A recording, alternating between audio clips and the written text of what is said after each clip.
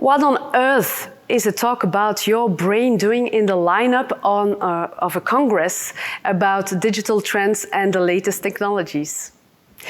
Well, it's not about choosing between your brain or technology, and I hope you will make good use of both of them. But I will tell you why attention is the new IQ, and why it's becoming more and more important to foster your human skills and what makes you human in an increasingly digitalized world.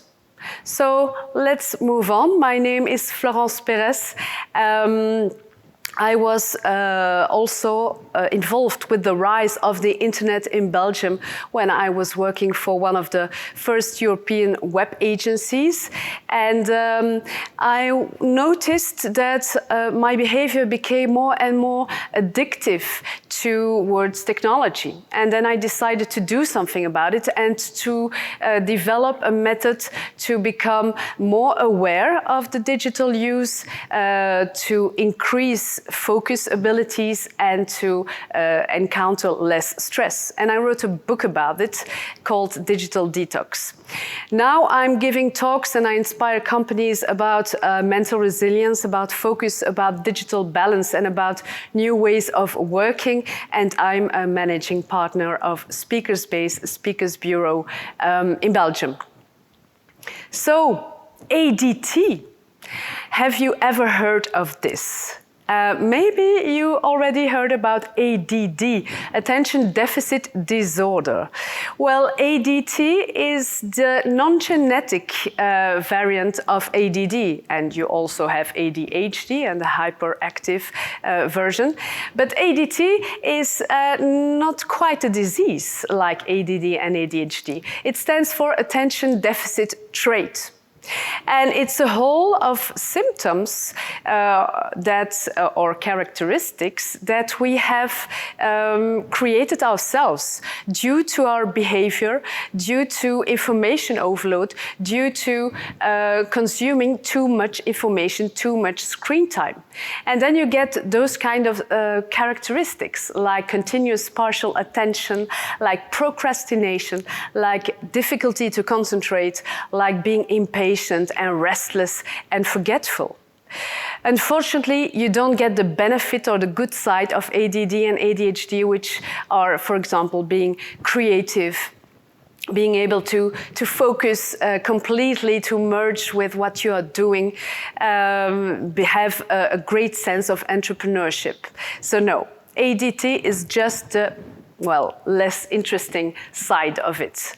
And maybe you recognize yourself in these characteristics. So I'm not saying that ADD doesn't exist, absolutely not. But a lot of people, and especially children, are getting the diagnosis of ADD and ADHD, while in fact it might be ADT. And when removing all the stimuli and all the screens, the symptoms might disappear.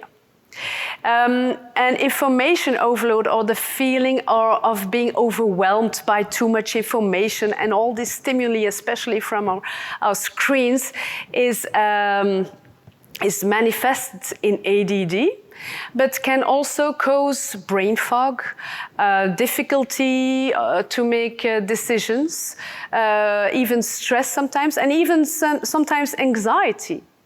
So this is because we are continuously creating more and more information, and machines are also creating more and more information, and we cannot digest all this stuff. And in a wealth of information, it creates a poverty of attention. And this was something that Herbert Simon said already in 1971. So our attention span shrinks continuously, more and more. And in a world where everyone wants your attention, your colleagues, your boss, your partner, your children, the apps on your smartphone. You only have a small amount of attention that you can spend. So it's a kind of attention economy. And in an attention economy, well, attention is a new scarce resource. You should be very careful to which or to what you spend your attention because it's so restricted, even more than time, than you have time. And attention is not only the new scarce resource, but it's also the new IQ. Because what good is a good IQ or a high IQ if you cannot manage your attention? If you give your attention away or you let your attention be hijacked by all the stimuli and all the things that are coming and distract you? So we are nowadays in an era of distraction. Continuously, our attention is being hijacked. And 50% of the knowledge workers like you and me experience distraction and decreased productivity due to screen interference. And maybe you recognize yourself in this. You want to write a report and you need some information that is in your email and you start searching for this email, and then there's an email from a commercial organization, and then there's Skype or Teams with a colleague wanting to talk to you, and then you go back to your email, but you forgot about what you were searching for, and there are new emails coming in, and then there's Messenger, and then it's time to read the news, and then there's WhatsApp, etc., etc., and then Facebook and Slack, and well, you're jumping from one application to another continuously. And this is called multitasking, or in fact, multi-switching. Because what is multitasking? Here, what I mean with multitasking is that you cannot put your attention, your focused attention, to two things at the same time. Either you see the young woman or you see the old woman, but you cannot see them both at the same time. If you try to do so, what you're doing is you multi-switch. You're trying to switch your attention very quickly.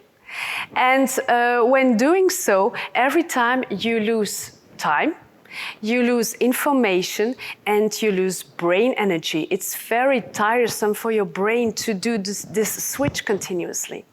And that is exactly what we are doing. And to be a bit more specific, what you will lose is 40% of your productivity. It's 15 points of your intelligence. Luckily, you gain them back after you are done with multitasking. It costs you up to 25 minutes to get back in the flow of your concentration. As you were before the disruption. You make mistakes when you are multitasking.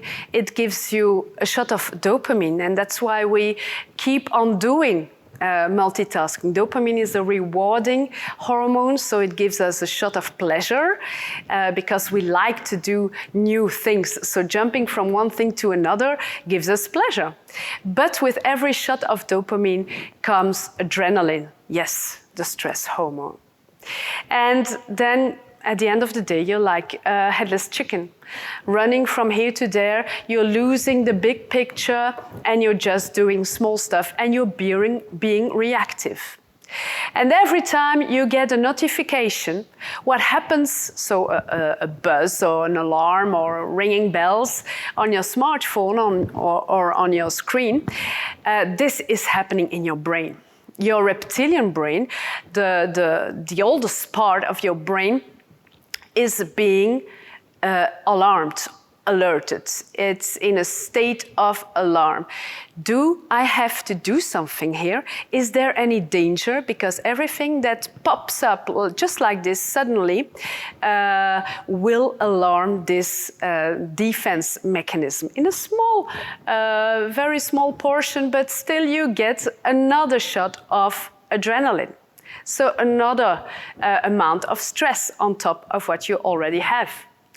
So we are being like Pavlov's dog, email responders, reactive email responders, continuously in the reaction modus, instead of being proactive and being creative and developing what you would like to do according to your goals. So of course, there are a lot of external triggers that distract us, but we tend to forget about the internal triggers. The internal triggers that start in our heads. And how is that possible? Well, the root cause for most of our behavior is a sense of discomfort that we seek to escape. And it's called homeostatic response. So, for example, you're walking into a room and it's cold. What do? You put on a sweater or a coat to get less cold. Or it's too hot, then you take off your sweater. Or you're hungry, then you eat, etc. These are physiological internal triggers. But there are equal numbers of psychological triggers that create those states of mental and emotional discomfort and that we seek to escape. Like, for example, boredom, loneliness, uncertainty, anxiety, fatigue, frustration. And what do? Well, we have a fantastic tool to help us forget about these mental states. For example, you're bored, what do? You go on YouTube or on Facebook. You're lonely, you go to Instagram, maybe Tinder, I don't know. So our smartphone is here to help us, but, well, we keep on distracting ourselves.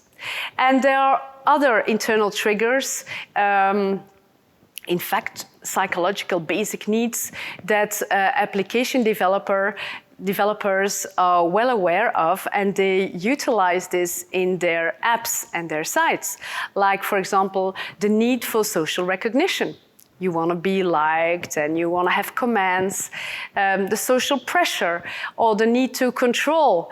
All these kind of things are built in applications to get you more and more hooked on your apps, and they are called desire applications. Other kinds of internal triggers can be, for example, a working culture or company culture where there is a lot of pressure and high achieving expectations, and then you feel the need or you feel obliged to respond to emails at night or during the weekends to compete with your colleagues. But that's another question. We won't address this in this presentation. But with all those triggers, and if we let ourselves be distracted, if we choose to be distracted, well, we overload our brain with stimuli. And our brain wasn't meant to digest all this information. In fact, it cannot. It simply cannot digest all this information. Our brain, the normal state of our brain is in fact the absent-minded state of mind, where you daydream. When you're not focused, you're just somewhere else and you're not aware of it. And that's for 50% of the time that you are awake. 50%, and that's completely normal. And what is happening within that time? Well, it's needed to recover, to be able to focus again. It's also when your archiving part of the brain is working, and this means that the information you have encountered that day is being processed and archived in your long-term memory and put into place, and it's to unwind, to de-stress. So it's completely normal to daydream a lot, to not be focused, to let yourself go away somewhere. But when are we daydreaming nowadays? As soon as we get bored, as I just stated, as soon as we have to wait, we take our smartphone and we try to fill that void. And so our brain cannot focus anymore because it didn't have the time to rest. So ADT is not only because of information overload and multitasking. ADT is also because our brain didn't get his brain rest time, and so you cannot focus anymore. So after 5 minutes, you want to have some kind of distraction, and oh, you get a shot of dopamine, so it's a bonus. So you grab your smartphone, you surf mindlessly, you're not concentrated anymore, but instead of helping this problem, it's a vicious circle because you are adding even more information into your brain. So what can you do to break that circle? Well, to begin with, focus is only possible if you unfocus. Really important. We'll come back to that later on. But there's something else that is happening in your brain when you are absent-minded. When are you getting the best ideas? It's not when you're focused on something. It's not when you are thinking about it. It's when you let go. It's under the shower. It's when you're taking a walk. So also within these archiving brain moments. And then you become creative. And this is really, really important because, as I said at the beginning, we'll have to foster our human skills. And what is so special about being human? Well, amongst other things, it's also being really creative. So if our brain is overloaded, it cannot be creative. You won't be able to focus, you won't be able to be creative or innovative, you won't be able to do deep work, you won't be able to store information into your long-term memory, and moreover, your empathetic part of the brain is also being impaired because it's here, the prefrontal cortex, and it's the same region for digesting information, or the part that is bombarded with information. So when it gets tired, well, your empathy will drop and your self-control will drop. And this means that you become more and more reptilian. So your stress brain, your reptilian brain, will take the place, as your neocortex will be tired by too much stimuli, by too much information. And this means you will be more reactive, more impulsive, less kind, actually. But what do we see? The 21st century skills that are required from us nowadays, and especially in the future, that's the complete opposite of the overloaded brain we just saw. It's not by responding to emails as soon as possible that you will make the difference in a world full of machines that can do the job much better than you on simple tasks and repetitive tasks. No, what is typical for humans, and what are those skills? Well, it's emotional intelligence with empathy, with self-regulation, with negotiation skills, collaboration, creativity, as I already said, the critical thinking that you also have, and taking initiative, being proactive. So if you wanna foster or stimulate these skills, then you have to start with being able to manage your attention and manage distraction. Because if you can do that, you will be able to stimulate all the other skills that are stated here. So you can train your brain, that's the good news, on the quantity side and the quality side. Quantity meaning that you are able to retain your attention for a longer period, and quality that you can go in deeper focus or concentration. But as with any training, that requires a lot of effort and, well, time. So I want to share with you some quick wins here, and let's look at this distraction model. So what is the opposite of distraction? It's not focus. The opposite is traction. And traction means everything that is according to your goals, what you aim to do, what you're planning to do. That's traction. And you see that the end of both distraction and traction is the word action. So in fact, being distracted is not something that happens to you. You choose to be distracted because it's an action. So when people say, well, I can't do anything about it, my phone rings continuously and these emails are coming in, I'm constantly being distracted. No, you're choosing to be distracted. So how can we get from distraction to traction? Well, to begin with, you can't call something a distraction unless you know what it is you are being distracted from. So what are you planning to do? What are you willing to do? You have to make choices and you have to be intentional about those choices. Because everything can either be traction or distraction. If you want to mindlessly check Facebook, but it's an intentional choice, then it's traction and not distraction. So it's perfect. But if it's mindless and if you're not aware of it, and at the end of the day you didn't do what you were planning to do, then it's not traction, of course.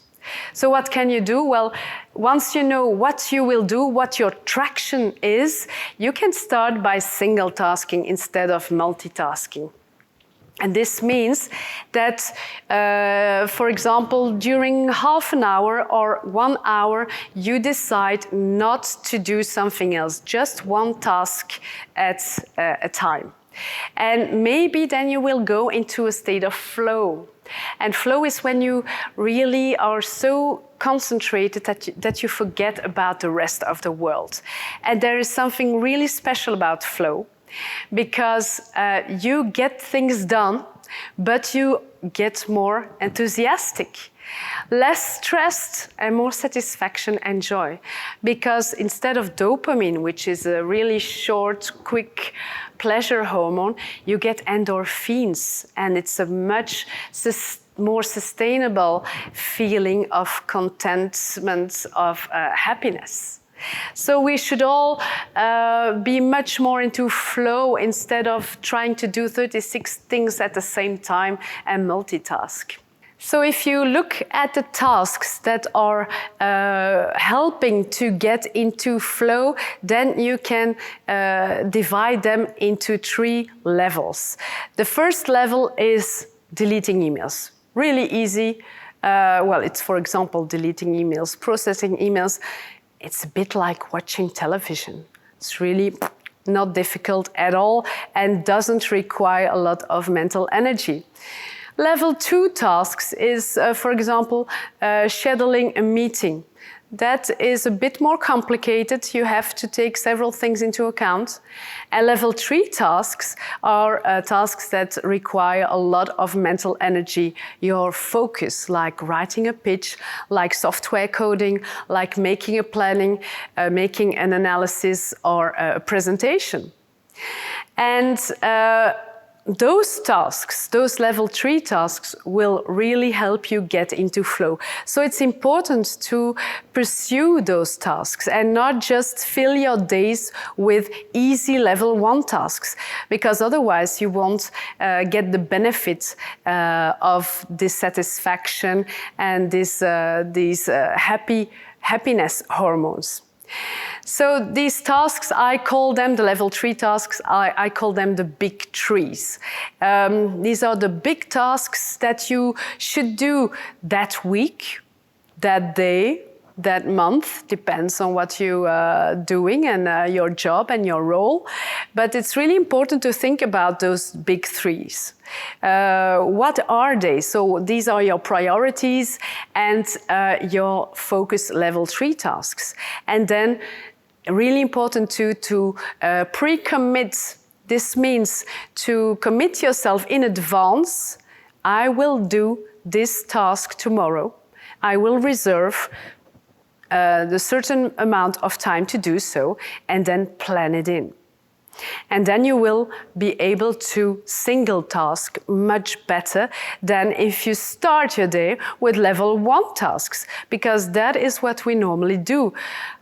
it's so easy, so let's start with level 1 tasks.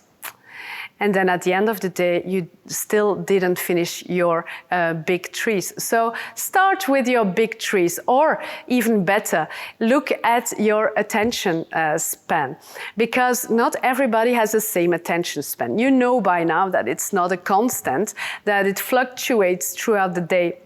And most people have a morning Machu Picchu, so a spike of attention in the morning, and then it's really such a pity that you would use that spike of attention to process your emails. And then when your brain gets tired and has less glucose, then you should begin at your big trees. No, so do it the other way round. Organize your work according to your attention landscape. And of course, no distractions during your spike of attention. And then something really easy to do to try to avoid being distracted is think about your notifications. Is this external trigger, a notification, serving me, or am I serving it? So not all notifications are bad. If it's helping you to achieve your goals or to get you into traction, yes, why not?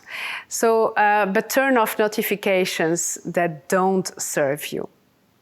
And then last but not least, remember you have to unfocus if you want to be able to focus while having regular brain rest time.